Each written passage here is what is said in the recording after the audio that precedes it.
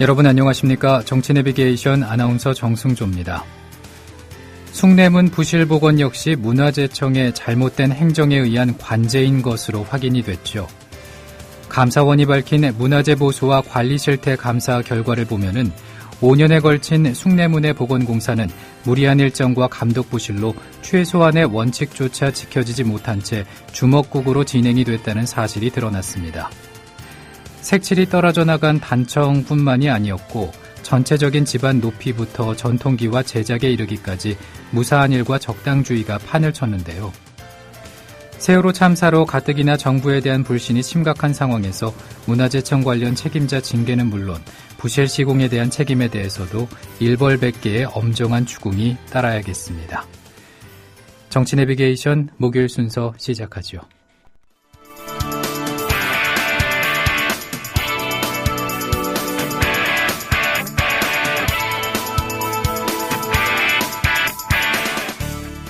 현장성과 깊이가 다른 정치 해설. 지금 여러분께서는 정치 내비게이션을 듣고 계십니다. 진행의 정승조 아나운서입니다. 이어서 정가레이더 시간입니다. 지난 한 주 한반도를 둘러싼 동북아시아에서는 일본 아베 정권의 집단적 자위권 행사 방침을 놓고 갑론을박이 이어졌습니다. 자세한 소식을 한겨레 김혜연 기자와 알아보겠습니다. 안녕하십니까? 네, 안녕하세요. 네. 아베 총리가 집단적 자위권을 행사하도록 방침을 세운 건데 이게 어떻게 되는 겁니까? 예, 당장에 이 집단적 자위권이 행사 가능하도록 조치가 되는 건 아니고요. 예. 앞으로 거쳐야 될 절차가 많이 남았습니다. 다만 아베 총리가 이 지난주에 그 총리의 자문기구인 안보법적 기반 제축을 위한 간담회에서 보고서를 받았죠. 그리고 국가안전보장회의를 연 다음에 직접 기자회견을 열어서 이 보고서의 제안을 받아들인다. 그러면서 이 집단적 자위권에 대한 헌법 해석 변경에 대한 논의를 시작하겠다고 밝혔습니다. 결국 집단적 자위권에 대한 이 헌법 해석 변경이라고 했으니까 헌법 해석 변경을 위한 여러 가지 여당 내 논의 그리고 여야 논의를 이어가야 될 방침인데 앞으로 좀 시간은 걸릴 것 같습니다만 계속 지켜봐야 될 그런 사안입니다. 예. 근데 그 집단적 자위권이라는 게 도대체 무엇인가 이것도 한번 살펴볼 필요가 있을 것 같아요. 예, 사실 국제법상 모든 국가들이 갖고 있고 선언하고 있는 그런 권리입니다. 유엔 헌장 2조 사항을 보면 이 전쟁의 불법화를 규정하고 있습니다. 무력 사용을 금지하고 있는 거죠. 예. 하지만 이 유엔 헌장 또 51조를 보면은 이 자위, 그러니까 그 스스로의 방어를 위해서는 또 허용을 하고 있습니다. 유엔 헌장의 어떤 규정도 회원국에 대해서 무력 공격이 발생했을 때 개별적으로 또는 집단적으로 자위하는 고유한 권리를 침해하지 않는다고 명시가 되어 있습니다. 다시 말해서 이 무력 사용 금지의 예외로 개별적인 자위권 또는 집단적인 자위권을 명시하고 있는 그런 이야기입니다. 그러면은 일종의 그 예외 규정 같은 거라고 보면 될까요? 그렇죠. 개별적 자위권은 이 직접적으로 자신이 방어하는 그런 권리를 말하는 거죠. 예. 외국의 급박하고 부정한 공격에 대해서 스스로를 보호하는 건데 집단적 자위권은 좀 다릅니다. 다른 나라가 공격을 받았을 때 우리나라가 스스로 공격을 받지 않은 상황이지만 이건 우리에 대한 공격일 수도 있다 이렇게 간주를 하고 공격받은 이 우리와 밀접한 관계에 있는 나라를 원조하고 돕고 또 방위하는 그런 권리를 말하는 겁니다. 예. 이 자위권이라는 게 이 무력 사용 금지 원칙의 예외이기 때문에 유엔 안보리의 사전 승인을 받지 않아도 되는 그런 권리입니다. 하지만 자위권도 유엔 안보리 조치가 취해질 때까지 임시적 조치고 유엔 안보리에 즉시 보고를 해야 하고 또 이 무력 공격이 실제로 일어나고 공격받은 나라가 요청을 해야만 자위권도 발동할 수 있는 그런 권리입니다. 만약에 그러면은 그 공격받는 나라를 방어하기 위한 목적이라고 한다면은 어떤 나라라도 참여할 수 있게 되는 거다 이런 얘기인가요? 예를 들어서 한국이 공격을 받았는데 아프리카에 있는 어떤 나라가 참여를 할 수 있느냐 이런 문제가 될 수 있는 건데 예. 그렇다고 보기는 힘들 것 같습니다. 집단적 자위권이라는 게 무력 사용 금지의 최소한의 예외이기 때문에 공격받은 나라와 지리적으로 가까이 있거나 또는 정치적으로 굉장히 밀접한 그런 나라들, 다시 말해서 공격받은 나라의 독립과 안전이 그 자국의 스스로의 이 독립과 안전에 중대한 영향을 끼치는 나라에 대해서만 인정이 되는 권리입니다. 그런데 그 일본이 집단적 자위권을 갖지 못했던 이유가 있을 것 같아요. 무엇입니까?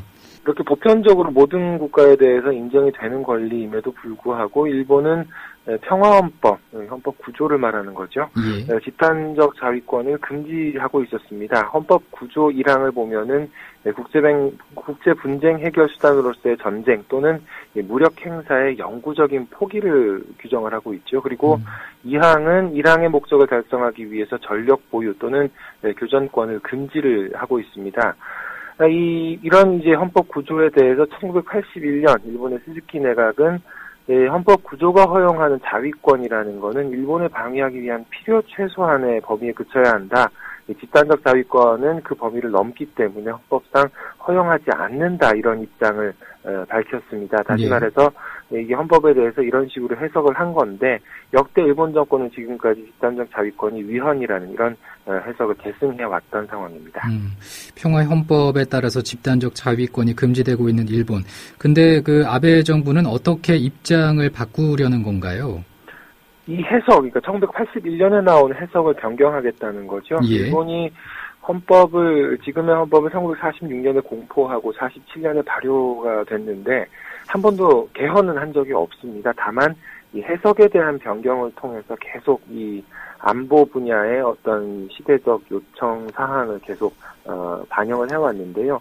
명목상으로 실제로 이렇게 헌법을 고치는 것과 구분해서 해석 개헌이라고 부르고 있고 이번에도 이 해석 변경을 하겠다는 그런 얘기입니다. 그 해석 변경에 대한 전례가 있었는지도 궁금해지네요. 예, 있었죠. 아까 말씀드렸다시피 헌법 구조 2항에 보면은 전력 보유와 교전권을 금지하고 있죠. 육해공군과 그 밖의 전력을 보유하지 않는다라고 했는데, 일본의 자위대 같은 경우에 명백한 군사 조직이죠. 자위가 목적이라면 전쟁 능력을 갖추는 건 괜찮다. 이런 식의 논리를 내세운 건데, 사실상 헌법이 개정됐다고도 볼 수 있을 것 같습니다. 예. 해외 파병 경우에도 마찬가지인데요. 1954년에 해외 파병 금지 결의안을 채택을 한 적이 있었습니다. 일본 의회에서. 그런데 1992년에는 유엔 PKO 협력법을 개정했고 또 2001년 9.11 직후에는 테러에 대해서 법을 하나 만들고 2003년 때는 또 이라크전과 관련된 법을 또 만들어서 해외 파병을 했습니다. 네. 그때마다 이 미일 안보 조약이나 국제 평화를 위한 협조다 이런 명분을 내세워서 헌법의 해석에 대한 변경을 했던 건데 계속 현실을 합리화했던 셈이라고 볼 수 있겠죠. 지금은 이 일본 자위대의 이 해외 활동이 굉장히 일상화돼 있어서 헌법은 개정된 것과 다름없다 이런 얘기도 나오고 있는데요. 사실 이런 식으로 해석 변경을 하는 이유는 헌법을 고치는 게 중의원과 참의원의 3분의 2 이상의 참여가 발의를 해서 과반의 찬성을 얻어야 되는 어떤 좀 문턱 높은 그런 절차가 있기 때문입니다. 예. 이런 상황에서 이제 일본이 집단적인 자위권까지 갖추게 되면은 다른 나라와 다름없는 군대를 갖추게 될 수 있는 거겠네요. 그렇죠. 다른 나라와 다름없을 뿐만이 아니라 어떤 강대국의 군대가 되는 거라고도 볼 수 있을 것 같은데요. 예. 냉전 시대에 집단적 자위권이 발동된 사례가 모두 13건이었습니다. 사후에 유엔 총회에서 이건 좀 불법적인 집단적 자위권 행사다 이렇게 규탄된 게 13건 중에 5건이었고요. 나머지도 발동 요건이 좀 적법하지 못했다 이런 지적도 나온 바 있었습니다. 예를 들면 미국의 이 베트남 전쟁이나 소련의 아프간 침공 같은 경우에 집단적 자위권이 준용이 됐었는데요. 예. 최근에는 2001년 미국의 이 아프간 공격 그리고 2003년 이라크 전쟁 때 영국군 파병이 집단자위권의 이름으로 동맹국이 이 공격에 참가했던 전형적인 사례로 꼽히고 있습니다. 이런 움직임에 대해서 일본 사회는 어떤 분위기인지 궁금한데 그 집단적 자위권 보유 움직임에 대해서 일본 사회는 찬성을 하고 있습니까? 어떻습니까? 글쎄요, 의견은 엇갈리는 것 같습니다. 현재로서는 열린여당의 자민당과 공명당이 협상을 하고 있는 상황이죠. 예. 그런데 이제 공명당 쪽에서는 지난 19일에 국민이 무엇보다 바라는 건 경기의 지속적인 회복이다. 경제 살리기를 위해서 확실히 노력하겠다 이런 입장을 밝혔습니다. 집단적 자위권 행사에 이 자민당이 초점을 맞추고 있는데 그것보다 지금 경제 대책이 더 중요하다 이렇게 반박을 한 걸로 볼 수 있겠죠. 당장은 또 일본 국내에서도 반대 여론이 높습니다. 일본 마이니치 신문이 지난 17일, 18일 전국 성인 남녀 1000여 명을 대상으로 전화조사를 했는데 전체 54%가 집단적 자위권 행사에 반대한다고 밝혔습니다. 찬성한다는 의견은 39%였으니까 반대 여론이 15%포인트 높았던 거죠. 반대 여론이 15%포인트가 높았다. 그 이유가 있을 것 같아요. 왜 반대를 하는지 말이죠. 예, 중요한 이유는 전쟁에 대한 우려였습니다. 일본이 집단적 자위권을 행사하는 경우에 다른 나라 전쟁에 휘말릴 우려가 있다고 생각하느냐 이렇게 물었더니 71%가 그렇다고 답변을 한 거죠. 반면에 아니다라는 응답은 25%에 그쳐서 일본 국민들은 집단적 자위권 행사로 동맹국 전쟁에 개입하는 거를 다시 말해서 미국의 전쟁에 개입하는 걸 크게 우려하는 것으로 나타났습니다. 하지만 또 한편으로는 이 최근에 군비를 확장하고 있는 또 일본과 이 센카쿠, 중국에서는 디아오이다오라고 부르는 섬을 놓고 이 영토 갈등을 벌이고 있는 중국에 대해서는 굉장히 경계하는 그런 모습도 있었는데요. 중국이 일본의 안전을 위협하고 있다고 생각하느냐 이렇게 물었더니 83%가 그렇게 생각한다고 답변을 했습니다. 예. 우리로서는 일본군이 한반도에 또다시 연루될 수 있지 않을까 이런 우려도 있을 것 같아요. 그렇죠. 아무래도 일본이 세계 어디든지 개입할 수 있는 군사력을 갖게 되는 그런 조치다 보니까 이 영내에서, 이 동북아시아 영내에서 군사력을 키우고 있는 또 하나의 이 대국이죠. 중국과 일본의 마찰을 우려할 수밖에 없는 그런 상황입니다. 사실 미국의 쇠퇴, 중국의 부상이라는 이 안보 환경의 근본적인 변화 속에서 일본의 이 군사적 역할을 확대해서 미일 동맹 물론이거니와 한국과 아세안 등과의 안보 협력을 강화하겠다 이런 의도가 깔려 있을 텐데 거기에다가 아시아 태평양 권역에서 계속 주도권을 유지하려는 미국의 이해관계도 맞아떨어진 걸로 볼 수 있겠죠. 그렇게 되면은 이런 이 거대 세력들 사이에서 긴장과 충돌 위험이 고조될 거고 그러면 우리나라는 어떻게 대처해야 되느냐 이런 문제가 나오는 게 현실입니다. 이런 상황에서 우리 정부의 입장은 어떻게 나오고 있습니까? 공식적으로는 우려를 표명하면서도 일본이 집단적 자위권을 행사할 때 만약 우리 영해에 들어와야 할 일이 생긴다면 영토는 물론이거니와 영해에 들어와야 할 일이 생긴다면 한국의 주권과 관한 일이라고 간주해서 반드시 한국의 동의를 사전에 얻도록 하겠다 이런 얘기를 하고 있고요. 또 최근에는 한 당국자가 헌법상의 영토 영해 조항 이 한반도와 그 부속 도서를 영토로 한다는 이 조항을 들어서 북한까지 우리가 포괄을 하겠다. 그러니까 북한 영해에 들어가는 것에 대해서도 우리는 사전 동의를 구하겠다고 밝히고 있습니다.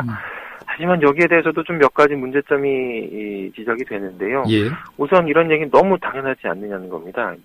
영해에 들어오는 걸 사전에 동의를 받아야 되는 건 당연한 건데 이게 무슨 조치냐, 이게 무슨 대처 방법이냐 이런 지적이 나오고 있고 또 한 가지는 이 일본의 집단적 자위권 행사라는 게 결국 이 한반도 유사시를 상정하고 우리가 지금 우려를 표명하는 건데 그렇다면은 그런 전쟁 상황에서 이렇게 사전 동의를 구하고 하는 절차가 과연 가능하겠느냐 이런 우려도 있는 겁니다. 예를 들어서 이 북한의 핵 위협이 고조가 돼서 미국이 선제적 타격 조치, 북한의 핵시설을 정밀 폭격하는 그런 선제적 타격 조치에 나서게 될 때 일본이 집단적 자위권을 행사해서 여기에 가담한다면 그리고 여기에 한국이 반대를 했는데도 그렇게 한다면 이건 어떻게 될 것인가. 만약에 그렇게 해서 시작되는 전쟁이 있다면 또다시 한반도가 가장 큰 피해를 입는 전장이 되지 않겠느냐 이런 우려로 볼 수 있겠죠.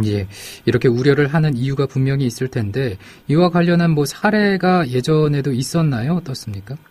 글쎄요, 일본의 집단적 자위권은 아직 행사를 할 수 있는 그런 단계도 아니고 이제 논의를 시작한 단계니까 해당 사항은 없겠죠. 다만 미국이 1994년에 북한 영변 핵시설 정밀 폭격을 논의 계획하다가 한국의 반대로 겨우 저지됐던 일이 있었습니다. 그렇기 때문에 그런 개연성을 완전히 배제할 수는 없는 것 아니냐 이런 지적도 있는 현실입니다. 일본이 다시 전쟁을 할 수 있는 나라가 될 수 있다 이런 말도 나오고 있는데 일단 아베 총리는 이번 집단적 자위권 행사와 관련해서 구체적인 사례를 제시했던데 이것도 한번 살펴보죠. 예, 구체적 사례로 5가지가 제시됐죠. 공해상의 미 해군 함정의 방어, 미군을 향해 날아가는 탄도미사일 요격, 일본 주변의 유사 사태 때 외국 선박 강제 검사, 미국이 무력 공격받았을 경우에 대미 지원, 일본 함선의 항해에 영향을 주는 해역의 기뢰 제거, 이런 사례들이 있었는데, 예. 과연 이게 집단적 자위권에 해당하는 거냐라는 지적이 나옵니다. 예컨대 공해상의 미 해군 함정의 방어 또는 미군을 향해 날아가는 탄도 미사일의 요격. 글쎄요, 미국이 선제 공격을 하지 않았는데 미 해군 함정을 공격하는 사례 또는 미군을 향해서 선제적으로 탄도 미사일을 발사했던 사례. 지금까지는 없었다는 점에서 좀 이 현실적으로 개연성이 없는 것 아니냐 이런 지적이 나오고 있습니다. 또 이 설사 이런 일이 발생한다고 해서 이게 과연 일본의 독립과 안전에 중대한 영향을 끼치는 일이냐 이런 지적도 나오고 있어서 이거 과연 집단적 자위권에 대한 사례냐 그냥 집단적 자위권 도입의 방향을 모양새를 갖추기 위해서 내건 그런 사례들 아니냐 이런 지적도 나오고 있습니다. 예, 오늘은 여기까지 듣습니다. 고맙습니다. 감사합니다. 국민 라디오 지지하는 4가지 방법 아시나요? 다운로드하기, 별점 주기, 댓글 달기, 구독하기. 국민 라디오를 보다 많은 이들에게 전할 수 있는 가장 손쉬운 방법. 다운로드하기, 별점 주기, 댓글 달기, 구독하기. 잊지 마세요. 다운로드하기, 별점 주기, 댓글 달기, 구독하기.